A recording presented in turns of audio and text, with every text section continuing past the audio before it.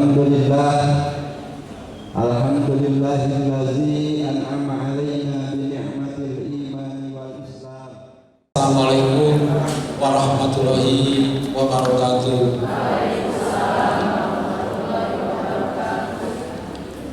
A'udzubillah. Bismillah, alhamdulillah. Wassalatu wassalamu ala Rasulillah wa ala alihi wa sahbihi wa mawala. Bismillahirrahmanirrahim. Assalamualaikum warahmatullahi wabarakatuh. Rabbi sotri wa yassiril amri wahlul 'uqdatam min lisani yafqahu qawli. Amma ba'du.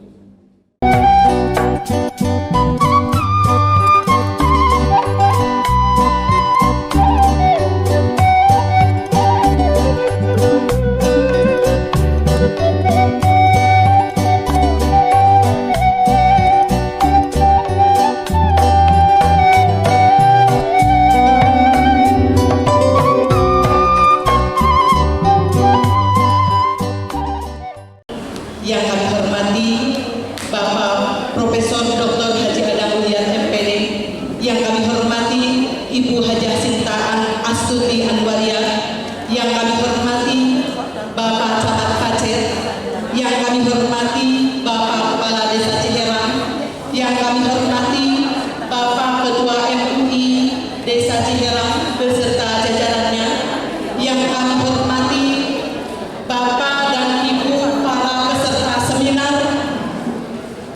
pencegahan kenakalan remaja dan peran orang tua dalam era digitalisasi.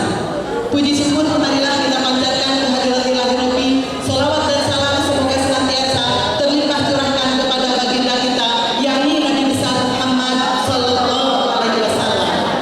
Alhamdulillah, pada hari ini, hari Senin tanggal 27 Juni 2022, kita bisa berkumpul bersama-sama bersilaturahmi dalam acara seminar pencegahan kenakalan remaja dan peran orang tua dalam era digitalisasi.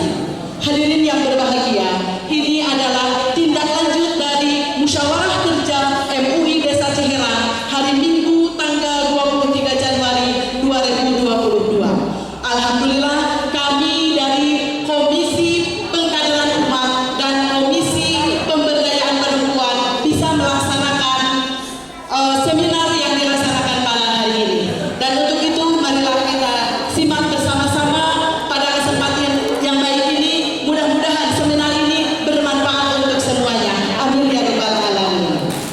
Baik, karena pemateri sudah ada di tengah-tengah kita, kami akan membacakan syipi. La ilaha illallah wa asyhadu anna Muhammadan abduhu wa rasuluh la nabiyya ba'dah. Alhamdulillah wa syukrulillah. Tadi Pak Camat sudah ketemu, Pak Kades juga sudah ketemu, saya regreg itu asli Tasikmalaya ketemu orang Sunda. Waduh, rasanya bagaimana gitu loh. Ya, makanya pas kesini saya bahagia banget ketemu dengan ibu-ibu ya. Terus ada juga bapak-bapak yang saya inginkan tuh ya berdialog gitu. Ya silakan tanya apa saja, nggak ada masalah. Saya bisa, saya jawab, nggak bisa belajar lagi. Gitu. Nah, judul yang di sana adalah kenakalan remaja. Saya pakai judul ini, alasannya adalah ini adalah jawaban dari tema yang sana. Begitu. Emang ada kenakalan remaja? Bukannya kenakalan orang tua yang ada. Yang disalahkan remaja. Saya kesini sebenarnya rombongan. Rombongan itu dari Maestro Foundation atau Koperasi Maestro. Maestro itu singkatan, M-nya masyarakat, A-nya aman, E-nya empati, S-nya sehat sejahtera, T-nya terampil, R-nya religius, O-nya optimis. Gara-garanya saya jadi RT, jadi ketua RT karena udah 3 ketua RT mengundurkan diri, cuma seminggu-seminggu. Pas saya diajak ngobrol, akhirnya saya ikutan.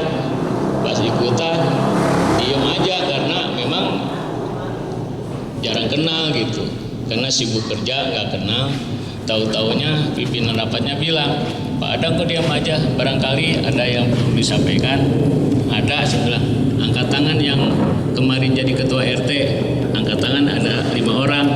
Mau nanya sama 5 orang ini, program RT 1 tahun apa saja?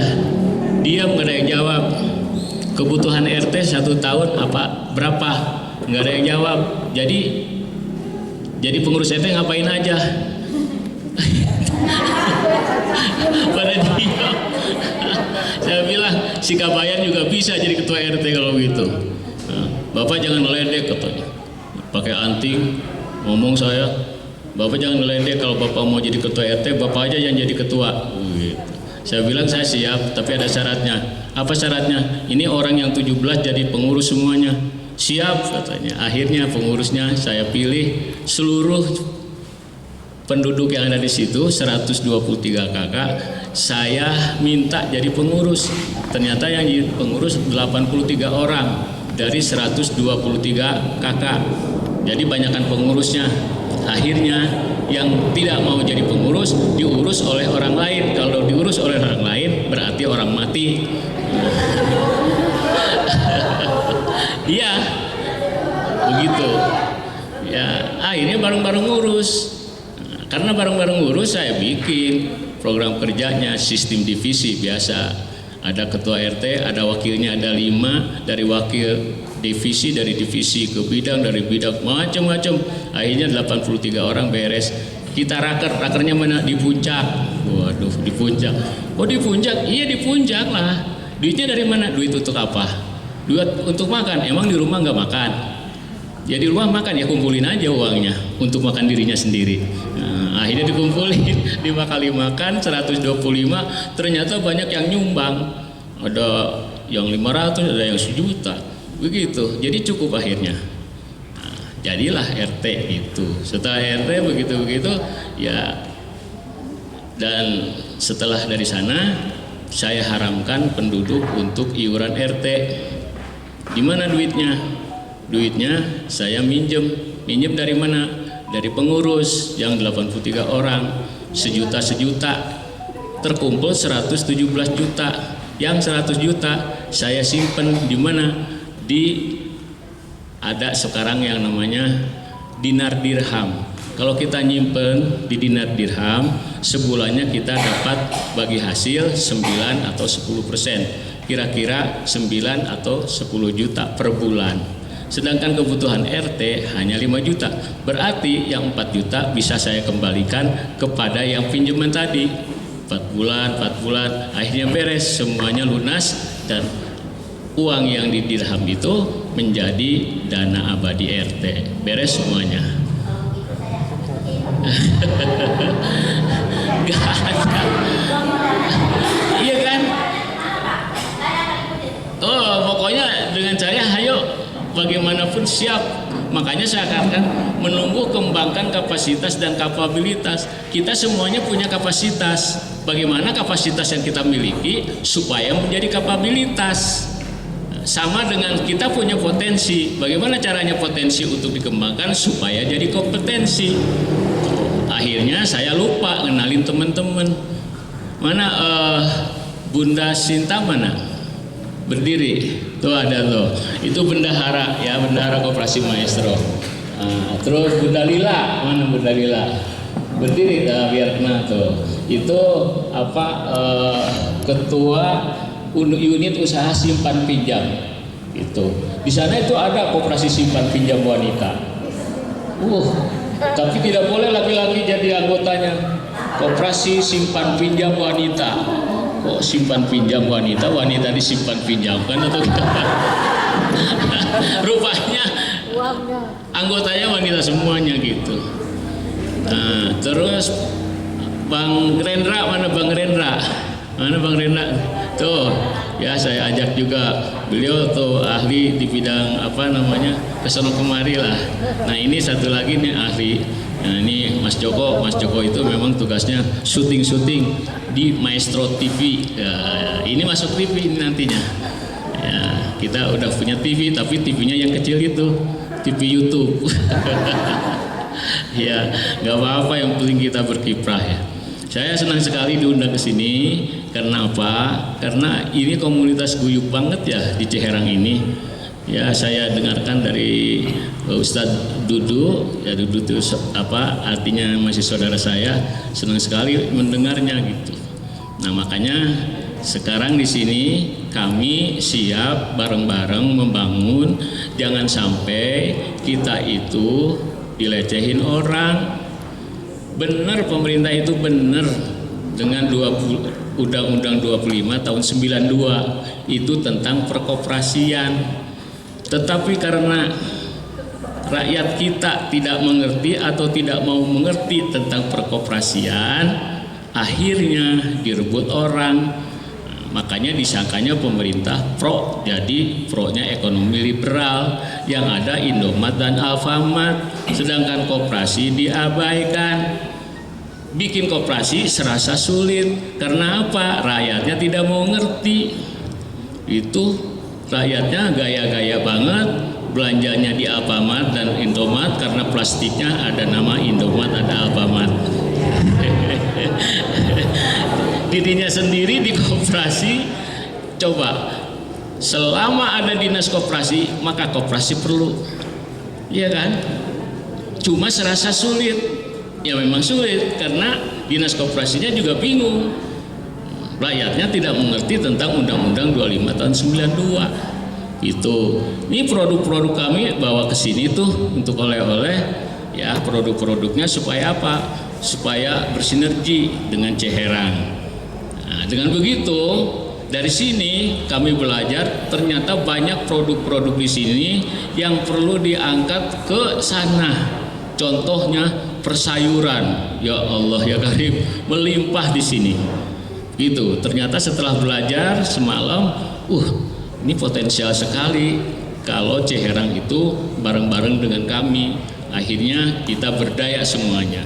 Jangan yang sipit-sipit aja yang berdaya. Kenapa remaja nakal? Karena tidak diberdayakan potensi dan kompetensinya. Serasa hilang begitu aja. Gitu. Nah, di kami misalnya ada produk yang namanya produk 7 Pro air kesehatan. Bisa dimerekin BUMDes Ciherang. Bisa. Tadi udah ngobrol dengan Pak Lurah. Bisa. Itu. Padahal itu pun bisa bermerek. Itu. Bermereknya bermerek BUMDes Ciherang. RT RW suruh beli, rakyatnya semua minumnya minum ini. Kan kita juga yang berdaya. Bukan orang lain. Ngapain lagi beli Aqua? Aqua kan tahu sendiri dari mana. Danon siapa? Prancis siapa? Ya boleh lagi, sipit lagi kan. Itu. Makanya pulang dari sini, ayo kita buka wawancara ini. Nah, saya sengaja ini kapasitas dan kapabilitas sama dengan potensi, kompetensi. Kita punya kapasitas, tapi kapabilitasnya tidak dikembangkan. Kita punya potensi, tapi kompetensinya tidak dikembangkan. Akhirnya, ya kita seperti ini aja terus. Oleh karena itu, karena temanya digitalisasi, ya, mana ini?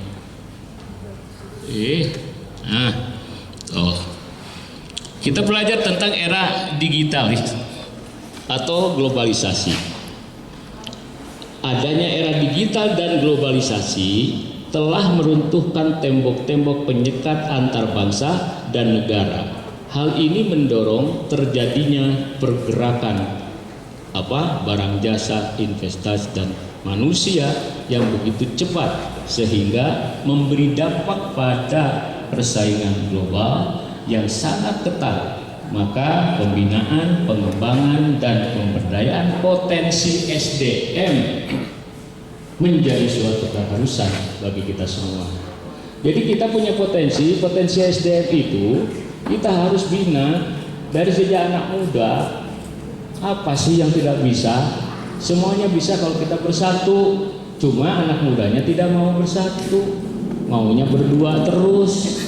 Nah, akhirnya kan jadi begini. Makanya kita sebagai orang tua harus benar-benar memperhatikan anaknya supaya mereka merasa gitu.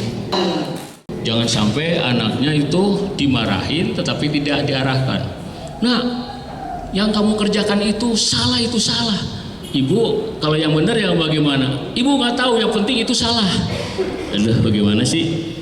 Salah tapi yang dibenarkan mana yang benar nggak tahu juga, kan bingung.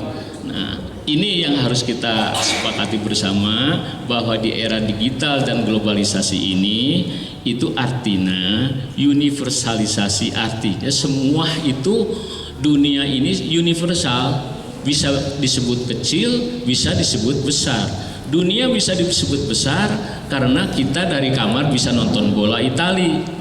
Ya, jadi ternyata dunia besar. Dunia bisa jadi kecil karena kita bisa dagang semur jengkol di mana? Di Mekah. Nah, dunia jadi kecil kan? Bisa kecil, bisa besar. Inilah yang disebut dengan internasionalisasi. Artinya kita bergaul dengan seluruh dunia, disitulah peran-peran kita. Saya selalu ingin berperan di mana-mana karena kebetulan aja banyak teman. Akhirnya saya diajak kemana-mana gitu. Makanya jangan sampai kita itu membuat konflik dimanapun kita berada. Bersahabat aja. Dengan bersahabat maka orang-orang akan senang kepada kita bareng-bareng. Oh, akhirnya saya diajak ke Swedia, diajak ke London, diajak ke Hamburg, dan kemana-mana. Tanpa biaya malah dibiayain kan. Tuh, itu hebatnya kalau kita bersama-sama dengan teman-teman. Nah, inilah yang disebut dengan internalisasi, dan itulah yang mendorong liberalisasi terhadap kita menjadi akhirnya kita seperti ekonomi liberal. Itu liberal itu bebas. Yang namanya bebas itu orang-orang yang punya jasa, orang yang punya punya modal, itulah yang action begitu. Dan kelihatannya sekarang dikuasai oleh siapa? Oleh sudah disebutnya sembilan naga atau apa gitu. Jangan sampai kita punya anak karena mengerti liberalisasi itu gara-gara ada westernisasi, ke barat-baratan, gara-gara mereka sekolahnya di barat, lupalah ke timur-timurannya. Makanya hubungan transplanetari atau antara planet dan super teritorialitas, artinya teritorial sudah menyatu, itu harus kita sikapi bahwa itu adalah hal yang positif, juga bisa mendatangkan hal negatif kalau kita tidak hati-hati.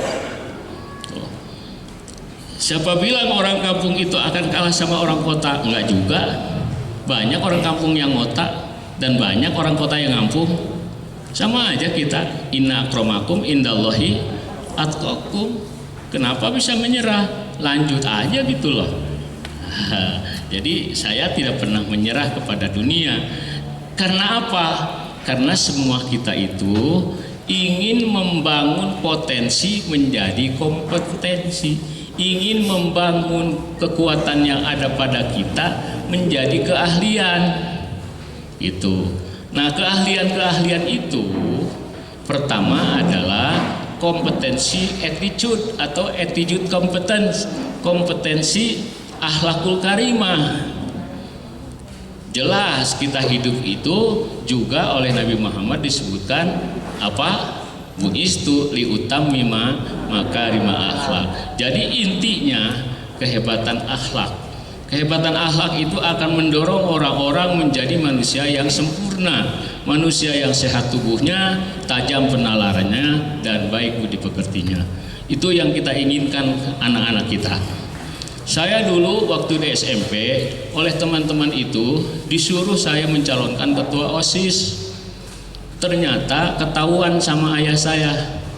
Ayah saya bilang kepada pembina OSIS tanpa sepengetahuan saya bahwa anaknya atau namanya Adang Ruyat tidak boleh ikut jadi pemilihan ketua OSIS karena takut jelek rapotnya. Saya tahu, setelah tahu dari mana? Dari pembina OSIS saya, dan kamu tidak boleh mencalonkan ketua OSIS. Bapakmu tadi kesini. Tidaknya pengetahuan ilmu pengetahuannya akan berkembang terus sesuai dengan apa yang mereka miliki, karena antara kita dengan mereka berbeda-beda. Belum tentu orang yang hebat rapotnya itu menjadi jago nantinya, menjadi hebat nantinya, karena yang namanya kompetensi itu disesuaikan dengan apa, kalau istilahnya apa, kekuatan di dalam dirinya. Kalau dia senang seni, maka perkembangannya bisa seninya itu seperti Iwan Fals. Ya, Iwan Fals walaupun bagaimana matematiknya jelek terus, tetapi kalau disuruh nyanyi dia hebat karena keahliannya memang di situ. Apakah Iwan Fals dianggap gagal? Enggak juga. Jadi artinya anak itu berbeda-beda kompetensinya. Jangan dipaksakan. Karena nilai yang ada pada dirinya yang dirapot itu hanya gambaran prestasi secara umum yang belum tentu itu sukses nantinya. Terserah nanti Allah yang akan menentukan, yang penting kita usaha. Oleh karena itu, maka kalau knowledge kompetennya tidak dihalang-halangi oleh kita, maka dia akan berkembang juga skill competence, kemampuan berpikir, kemampuan beranalisa, kemampuan sebagainya. Dia akan selalu, saya ini harus jadi ini, saya ini diberi kebebasan.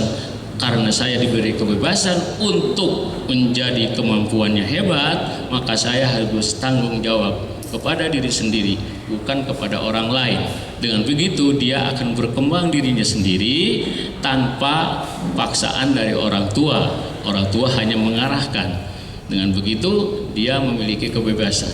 Itulah yang disebut dengan experience competence, kompetensi pengalaman-pengalaman. Saya tidak pernah mengarahkan anak untuk jadi apa. Karena apa? Karena kompetensi mereka beda-beda. Ngapain diarah-arahin? Manusia kan lain-lain. Biarkan mereka berkembang.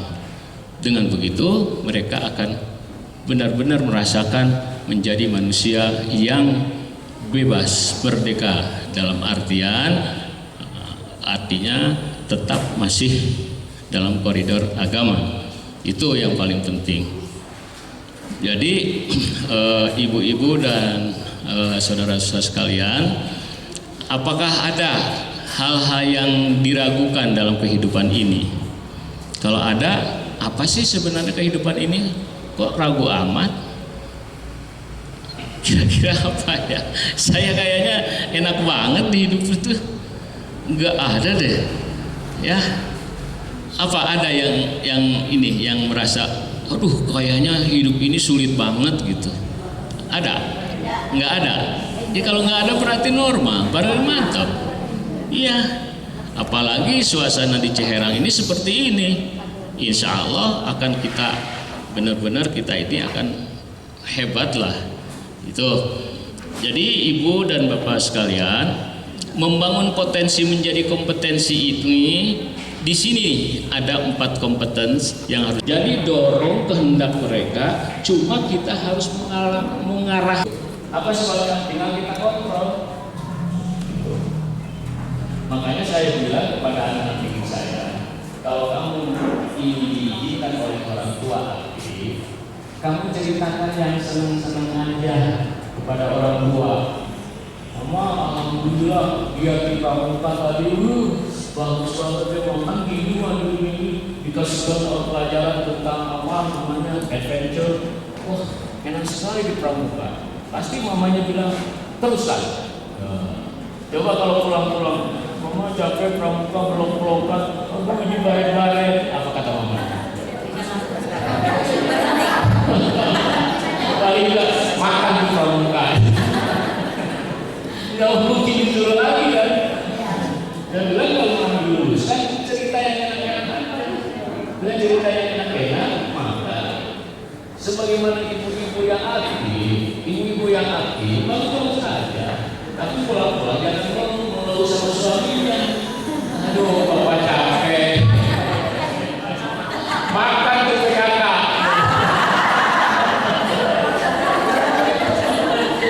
Apa PKK itu? Perempuan kurang kerjaan.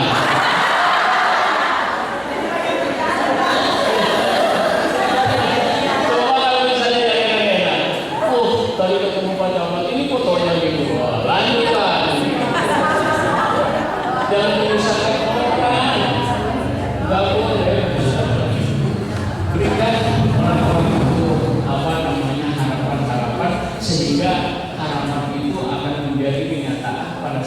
kita memang menyenangi organisasi itu, karena pada hakikatnya manusia itu adalah organisasi terdiri dari organ-organ. Kita itu terdiri dari organ-organ.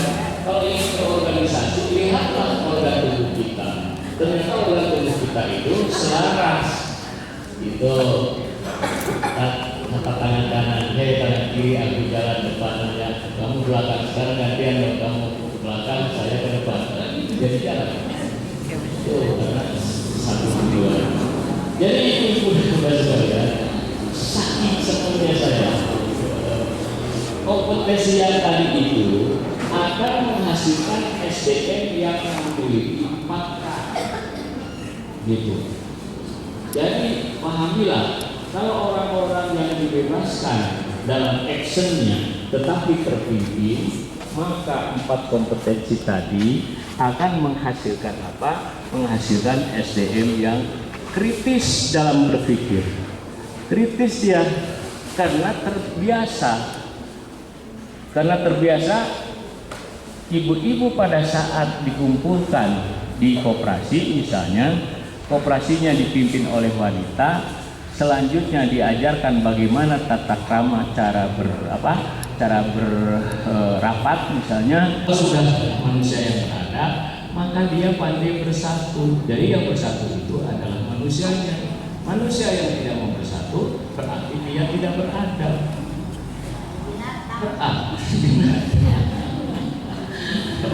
Jadi kalau begitu Pancasila itu banyak punya orang Islam. Persatuan Indonesia baru kerakyatan yang dipimpin bijaksana dalam permusyawaratan perwakilan baru keadilan sosial. Jadi siapa orang yang menyangka orang Islam itu tidak Pancasilais? Aneh juga ya, Pancasila aja ke Arab-Araban. Jadi bohong sekali kalau orang mengatakan orang Islam itu tidak Pancasila sejati. Tidak Pancasilanya di mana? Aneh. Malah direbut oleh orang-orang yang tidak beragama menyatakan bahwa dia yang paling Pancasilais. Ngeri-ngeri banget kan? Makanya sebagai orang Islam di daerah ini jangan terpengaruh dengan isu-isu yang jelek. Yang penting kita bisa menjalankan sebagai WNI, warga negara Indonesia yang benar-benar hebat. Ini saya sampai jam berapa? Jam 11 sekarang jam berapa? Santai. Wah, membangun potensi menjadi kompetensi tadi sudah ya. Nah, ini harus kolaborasi dalam bekerja sama. Tidak bisa berdiri sendiri, makanya harus berkolaborasi bersama. Caranya bagaimana? Kalau dalam bidang ekonomi, ya berkooperasi. Nggak ada, selama ada dinas koperasi itu perlu.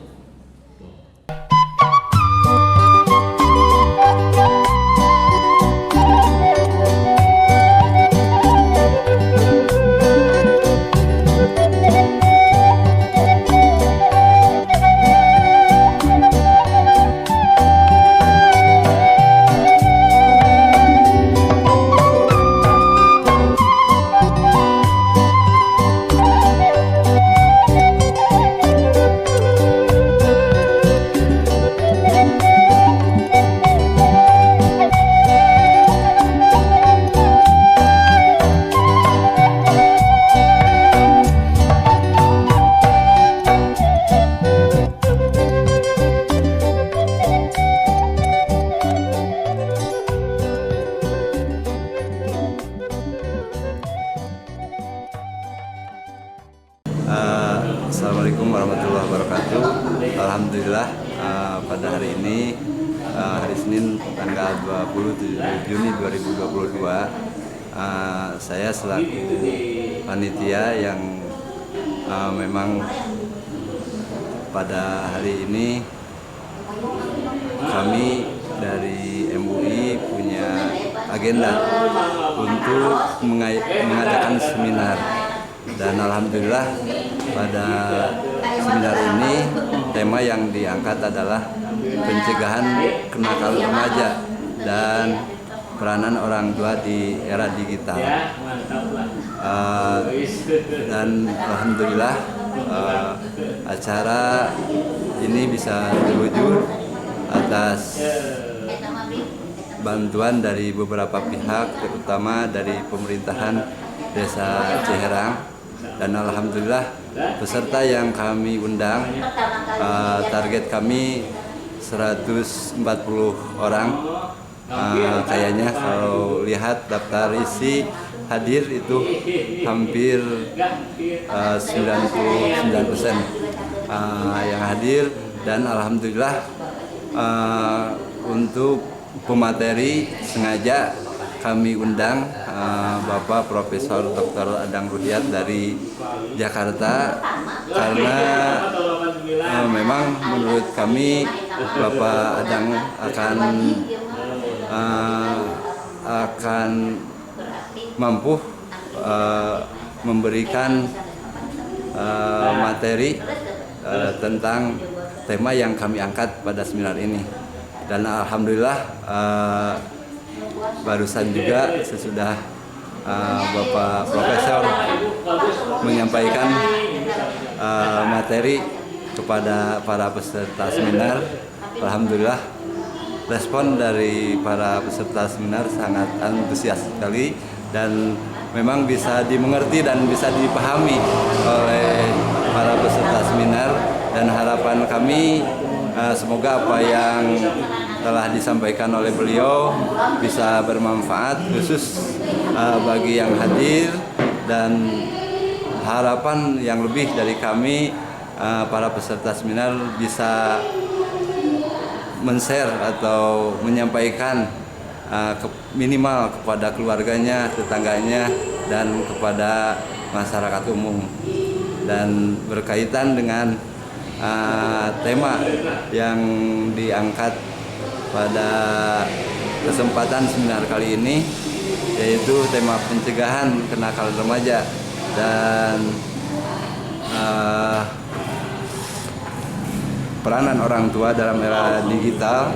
Dan juga beliau pengarsa Bapak Profesor Adang Ruhyat juga memberikan ilmu tentang koperasi maestro, dan mudah-mudahan dengan tambahan ilmu yang disampaikan oleh beliau mudah-mudahan dapat dipahami dan mudah-mudahan menjadikan solusi untuk kebangkitan atau kesejahteraan umat, karena memang khususnya di Ciherang, khususnya di Desa Ciherang, karena memang yang hadir pada saat ini adalah sasaran kami dari ibu PKK dan kader PKK, juga dari Majelis Taklim, putusan dari lembaga sekolah dan pondok pesantren sedesa Ciherang. Alhamdulillah bisa hadir semuanya, juga dari Karang Tarunanya ada. Semoga dengan ilmu-ilmu yang beliau sampaikan, baik itu dalam masalah tema yang diangkat hari ini ataupun pemaparan tentang koperasi maestro yang memang insya Allah mudah-mudahan saya pribadi juga bahkan harapan masyarakat umum juga dapat mengikuti.